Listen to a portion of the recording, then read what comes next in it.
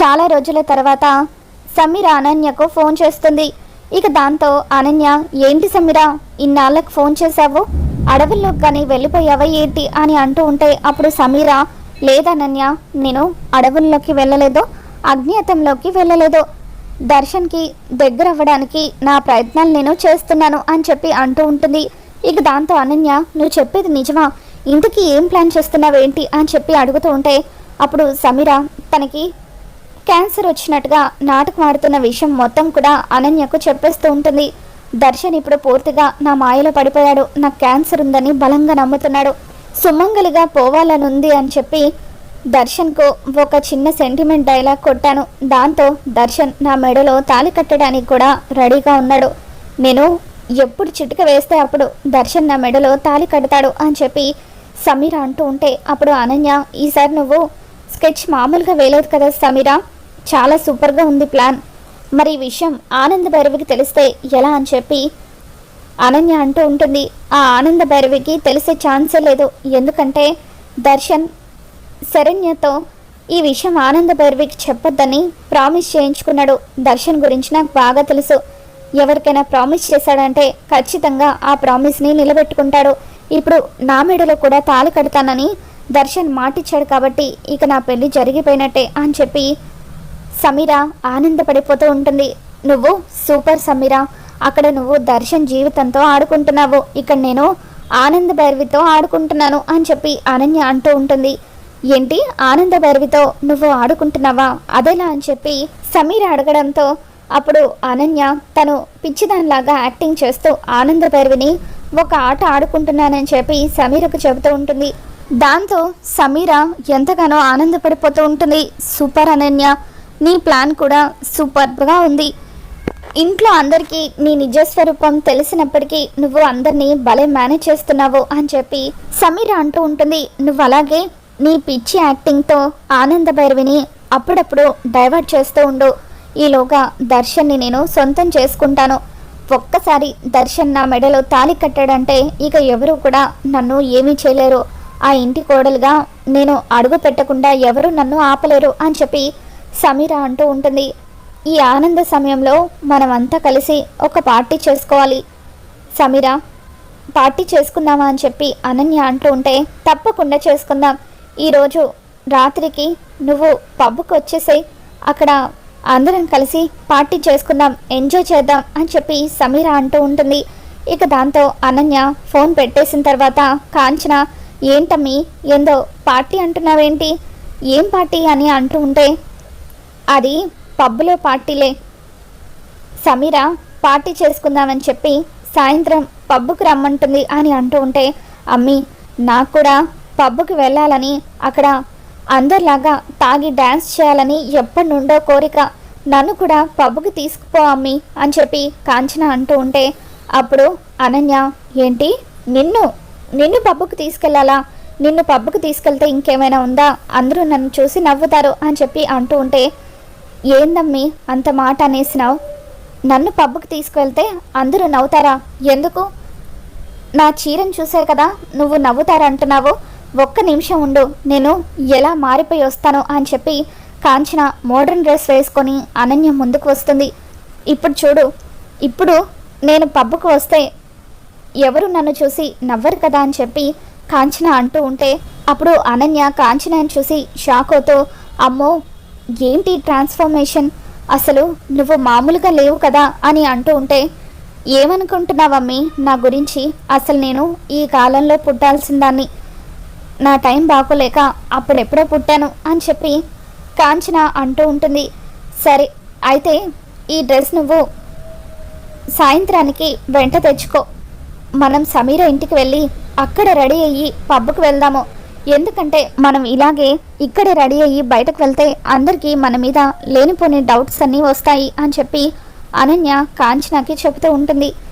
ఇక అలా వాళ్ళిద్దరూ కలిసి పబ్కి వెళ్దామని అనుకున్నారు. పక్క శరణ్య ఎలాగైనా సరే సమీరకు ట్రీట్మెంట్ చేస్తున్న డాక్టర్ని పట్టుకొని ఆ డాక్టర్ చేత దర్శన్కి నిజం చెప్పించాలని అనుకుంటుంది. వసే సమీర, ఎట్టి పరిస్థితుల్లోనూ నేను వదిలిపెట్టని నీ నిజస్వరూపం ఆయనకు తెలిసేలాగా చేస్తాను అని చెప్పి శరణ్య అనుకుంటూ అలా రోడ్డు మీద వెళ్తూ ఉండగా కార్లో నుండి సమీర, ప్రకాష్ ఇద్దరు కూడా పబ్బు దగ్గర దిగుతారు. సమీర, ప్రకాష్ ఇద్దరు కూడా పబ్బులోకి వెళ్ళడం చూసిన శరణ్య, ఇదేంటి ఈ సమీర పబ్బుకు వెళ్తుంది అని చెప్పి అలా కాసేపు చూస్తూ ఉంటుంది. వాళ్ళిద్దరూ లోపలికి వెళ్ళిపోయిన తర్వాత శరణ్యకు ఒక ఆలోచన వస్తుంది.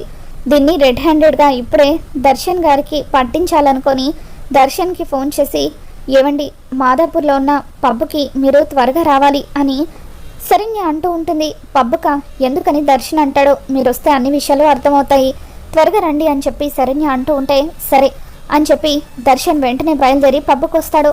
దర్శన్ బయలుదేరి అక్కడికి వచ్చిన తర్వాత, ఏంటి శరణ్య, ఎందుకు నన్ను పబ్బుకు రమ్మన్నావు, నాకు ఇలాంటి ప్లేసెస్ అంటే నచ్చవని నీకు తెలుసు కదా అని చెప్పి అంటూ ఉంటే, అప్పుడు శరణ్య, ఏమండి నేనేమి మీరు నాతో కలిసి ఎంజాయ్ చేయడానికి పబ్బుకి రమ్మని చెప్పలేదు. ఆ సమీర గురించి నేను ఎంత చెప్పినా మీరు నా మాట వినలేదు కదా. ఆ సమీర తాగి చిందులు వేస్తూ ఇక్కడే ఉంది, అందుకే దాన్ని చూపిద్దామని మిమ్మల్ని పిలిచాను అని శరణ్య అంటూ ఉంటుంది. ఏంటి శరణ్య, ఏం మాట్లాడుతున్నావు నువ్వు, తనకి హెల్త్ బాగోలేదు కదా, ఈ టైంలో తను ఇంట్లో ఉంటుంది, నువ్వు ఎవరిని చూసి ఎవరనుకున్నావో అని దర్శన్ అంటూ ఉంటాడు. ఒక్కసారి మీరు కూడా నాతో పాటు లోపలికి రండి, అప్పుడు తను సమీరానో కాదో మీకే తెలుస్తుంది అని చెప్పి శరణ్య దర్శన్ని పబ్బు లోపలికి తీసుకుని వస్తూ ఉంటే, ఇక అక్కడ ఎంట్రన్స్ దగ్గర అతను శరణ్యని దర్శన్ను రానివ్వకుండా ఆపేస్తాడు. హలో మిస్టర్, మేమిద్దరం పోలీసులం అని చెప్పి శరణ్య రండి ఆఫీసర్ అంటూ దర్శన్ని లోపలికి లాక్కొని వస్తుంది. దర్శన్, శరణ్య ఇద్దరు లోపలికి వచ్చేసరికి అక్కడ సమీర ఫుల్గా తాగేసి డ్యాన్స్ చేస్తూ ఉంటుంది. అదిగోండి చూడండి సమీరాని, నిజంగా తనకి బ్లడ్ క్యాన్సర్ అయితే ఇలా ఇంత ఫిట్గా డ్యాన్స్ చేయగలుగుతుందా, ఆ తాగడం చూడండి, ఆ డ్యాన్స్ చూడండి అని చెప్పి శరణ్య దర్శన్కి చూపిస్తూ ఉంటుంది. మరో పక్క అనన్య, కాంచన ఇద్దరు కూడా మోడర్న్ డ్రెస్ వేసుకొని ఫుల్గా తాగి డ్యాన్స్ చేస్తూ ఉంటారు. దర్శన్ సమీర వైపు కోపంగా చూస్తూ ఉంటే సమీర దర్శన్ని చూసి ఎంతగానో టెన్షన్ పడిపోతూ ఉంటుంది.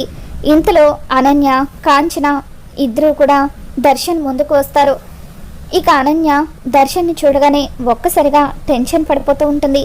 దర్శన్ అనన్యను, సమీరని కోపంగా చూస్తూ ఉంటాడు.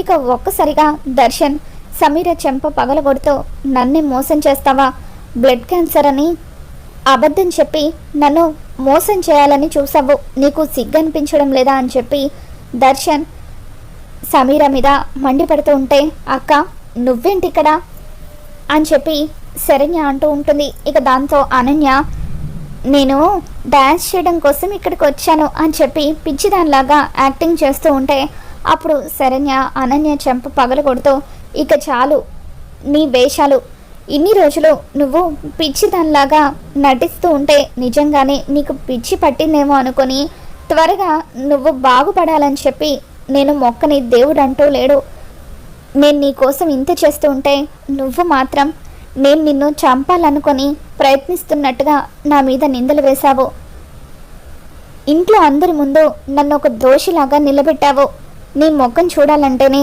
నిన్ను అక్క అని పిలవాలంటేనే నాకు అసహ్యంగా ఉంది అని చెప్పి శరణ్య అనన్య మీద మండిపడుతూ ఉంటుంది. మరోపక్క దర్శన్, శరణ్య నీ గురించి ఎంత చెప్తున్నా నేను పట్టించుకోకుండా నిజంగానే నీకు బ్లడ్ క్యాన్సర్ అనుకొని నీ మీద జాలితో నీ మెడలో తాళి కట్టాలని అనుకున్నాను, ఒకప్పుడు నేను ప్రేమించినందుకు నా మీద నాకే అసహ్యంగా ఉంది అని చెప్పి దర్శన్ సమీరని అసహించుకుంటూ ఉంటాడు. ఇక దాంతో సమీర, దర్శన్ ప్లీజ్ దర్శన్, దయచేసి అలా అనకు, నేను ఇంకా నిన్ను ప్రేమిస్తున్నాను, నువ్వు నాకు దూరం అవ్వకూడదని ఇలా నాటకం ఆడాను, అంతేకాని నిన్ను మోసం చేయాలని కాదు, ప్లీజ్ దర్శన్ నన్ను క్షమించు అని చెప్పి సమీర దర్శన్ కాళ్ళు పట్టుకుంటుంది.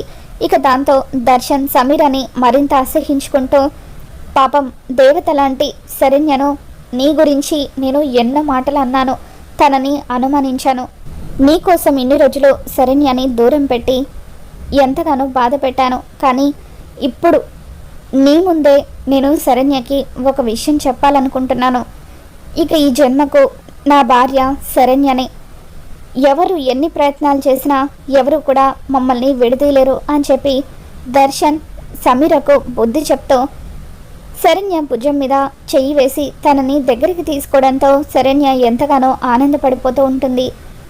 మరి రాబోతున్న ఎపిసోడ్లో ఏం జరగబోతుందో మళ్ళీ మన ఛానల్లో తెలుసుకుందాం. ఈ వీడియో మీకు నచ్చినట్లయితే ఒక లైక్ చేయండి.